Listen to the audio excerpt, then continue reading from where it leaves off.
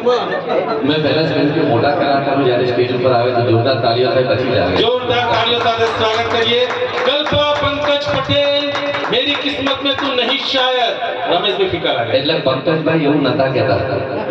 આજે તમે બોલ્યા ને કલ્પા પંકજ પટેલ मेरी किस्मत में तू नहीं शायद એટલે બધું એક સાથે જોઈન થઈ ગયું. એવું છે જ નહીં, એમની કિસ્મતમાં જ હતા અને એટલે જ એમને મળ્યા છે. એમની ઈચ્છા હેલનની હતી હું તમને સ્ટેજ પર શું કામ બોલાવડાવો છો તમે ગીત ગાઓ मेरी किस्मत में तू नहीं शायद. ગોપાલભાઈએ જેમ કહ્યું તેમ એક એવો જમાનો હતો ઋષિ કપૂરનો જ્યારે બધી લવ સ્ટોરી અને એવા જ ફિલ્મો નીતુ સિંહ સાથેની બધી ફિલ્મો એમની સુપરહિટ આપણે બધા જાણીએ છીએ. એ જમાનામાં આવી ફિલ્મ એક વિધવા પુનર્લગ્ન ઉપર જે ફિલ્મ એના જે ફાધરે બનાવી અને એ ફિલ્મ આટલી બધી સુપરહિટ થશે અને એટલો સાયલેન્ટ રોલ એની અંદર જે આખી આની પ્રકૃતિ હતી એ પ્રકૃતિથી વિરુદ્ધનો રોલ અને એ ફિલ્મ એ જમાનામાં પણ સુપરહિટ નાની ઉંમરમાં પદ્મિની કોલ્હાપુરીએ પણ જે આની અંદર જે સુપર એક્ટિંગ કરી છે આપણે સૌ એ ફિલ્મ જાણીએ છીએ. આવો આપણે સૌ માણીએ કે સુરેશ વાડકરજીનો આવાજ.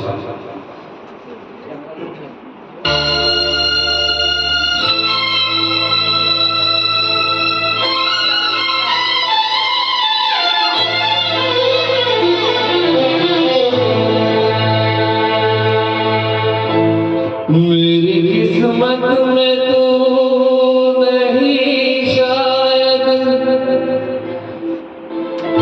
क्यों तेरा इंतजार करता हूँ मैं तुझे कल भी प्यार करता था मैं तुझे अभी प्यार करता